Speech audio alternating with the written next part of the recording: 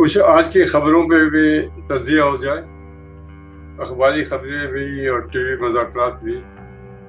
سب سے پہلے اخباری خبر یہ ہے کہ پنجاب حکومت نے اپنا دیا ہے، بریفنگ میں بتایا ہے کہ عدالتوں کی طرف سے اسٹے دینے کی صورت میں 56 ارب روپے کا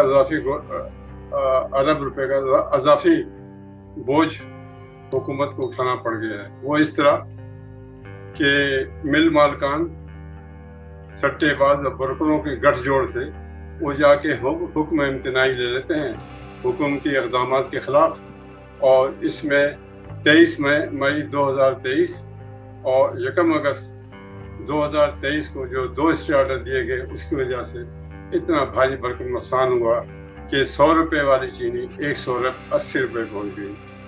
جج صاحبان، اعلیٰ عدلیہ کے جج صاحبان تو ویسے بھی پڑھے لکھے اور بہت تجربہ کار ہوتے ہیں۔ یہ عموماً وکلا برادری سے آتے ہیں، 10 سالوں کا تجربہ ہوتا ہے، باہر سے بھی پڑھے ہوتے ہیں۔ تو ان کو تو سوچ سمجھ کے ایسے معاملات جو قومی معاملات پہ اثر انداز ہو۔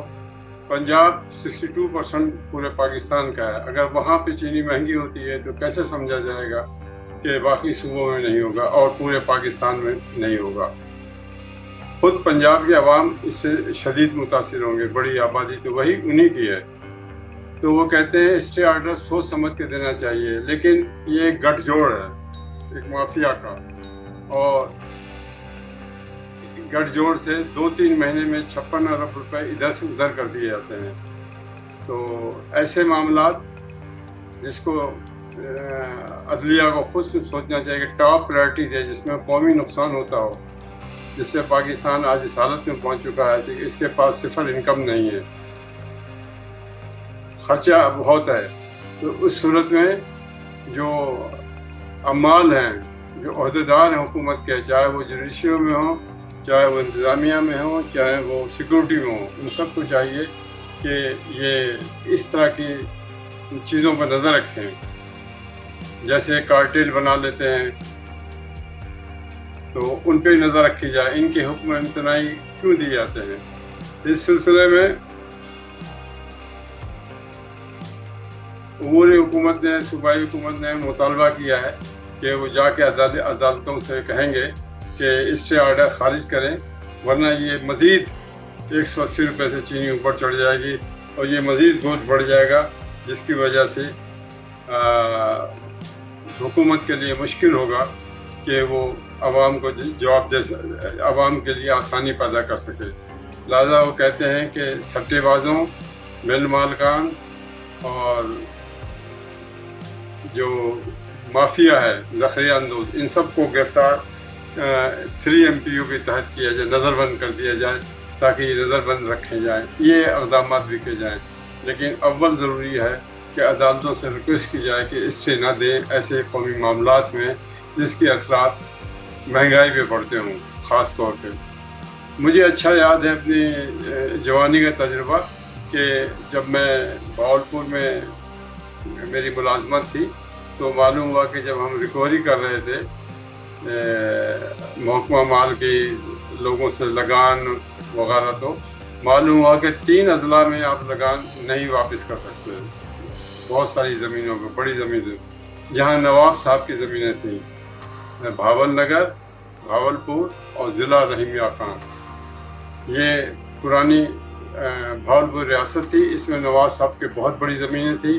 اب اس پہ اسٹے آرڈر لے لیا گیا، اسٹے کیونکہ ان کے خاندان کے اندر اختلافات پیدا ہو گئے تھے، تو جن کو نہیں مل رہا تھا کچھ بھی اپنے خاندانی تنازعات کے حل ہونے سے، تو اسٹے میں چلے گئے تھے۔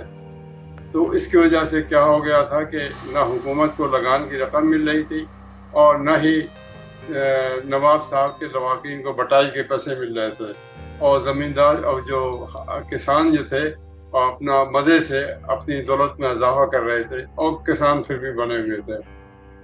جب ہم نے کوشش کی کہ اسٹے آرڈر ختم کریں تو پٹواری کسی صورت میں تیار نہ ہوتے تھے۔ جب ہم نے ان کو آنکھیں دکھائیں تو انہوں نے کہا لکھ دیں، آپ ہمیں آرڈر دے دیں، ہم تو آپ کو اطلاع دیتے ہیں لکھت میں کہ اسٹے آرڈر ہے، ہم نے کہا کہ اسٹے آرڈر تو 6 مہینے سے زیادہ نہیں ہوتا، عدالتی نہیں ہوتا. بولا وہ بالکل درست بات ہے، یہ تو 10 سال ہو گئے. آپ لکھ دیں اس میں کہ اسٹے آرڈر کی پرواہ نہ کرتے ہوئے یہ پرانے ہو چکے ہیں اور آپ مالیہ وصول کریں.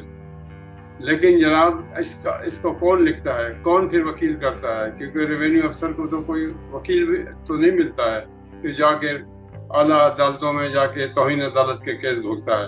لہذا میں کیا کسی بھی افسر نے ایسے نہیں کی. آج بھی یہی صورتحال ہوگی. میں نے تو نہیں سنا کہ اپنا سابق نواب بہاولپور کے جملہ اعضاء و اقربا اور اولاد کا مسئلہ حل ہو گیا ہو. تو اس میں کوشش کرنا چاہیے عدالتوں کو تو کہ وہ ذرا اس پہ غور کریں اور اس کے جو معاملات، ملکی معاملات، مہنگائی، سیکورٹی، ان سے ذرا احتیاط سے کام لیں.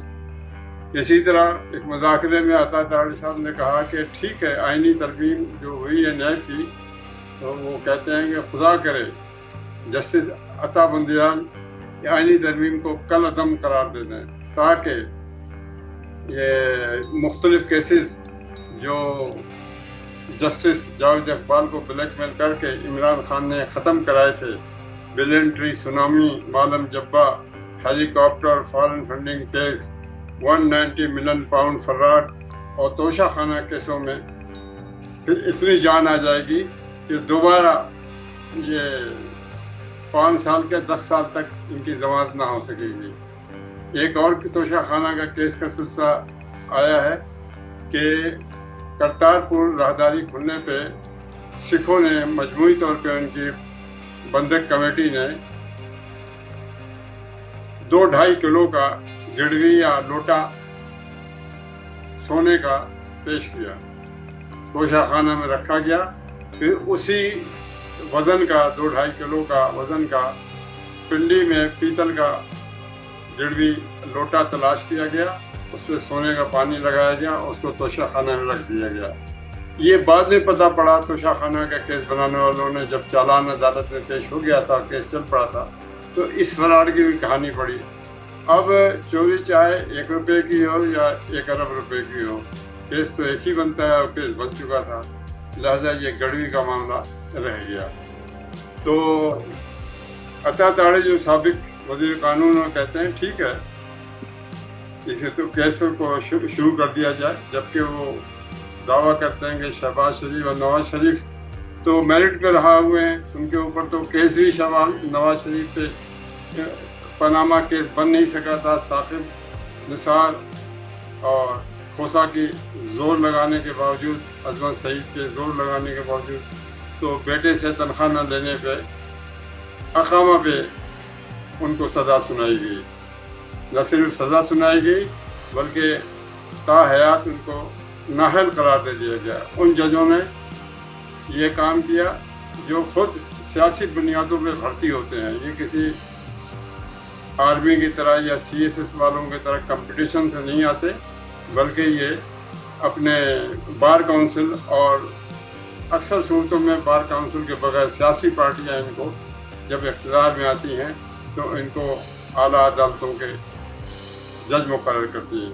ہونا تو یہ چاہیے تھا اعلیٰ عدالتوں میں جو جج صاحبان 17 گریڈ سے بھرتی ہوتے ہیں سول جج، ان کو لے کے چلنا چاہیے تھا، انہی کو سیشن جج وغیرہ کو چاہیے تھا. لیکن اس وقت 80% وکیل آ رہے ہیں سیاسی بنیادوں پہ، سیاسی پارٹیوں کی حمایت سے سیاسی فیصلے کرنے کے لیے، اور جو میرٹ پہ جن لوگوں نے ٹریننگ بھی لی ہے، امتحان بھی پاس کیے ہیں، تجربہ بھی حاصل کیا ہے، وہ صرف 20% اعلیٰ عدالتوں میں جا سکتے ہیں. اس سسٹم کو بھی چینج کرنے کی ضرورت ہے. ویڈیو کو لائک کریں،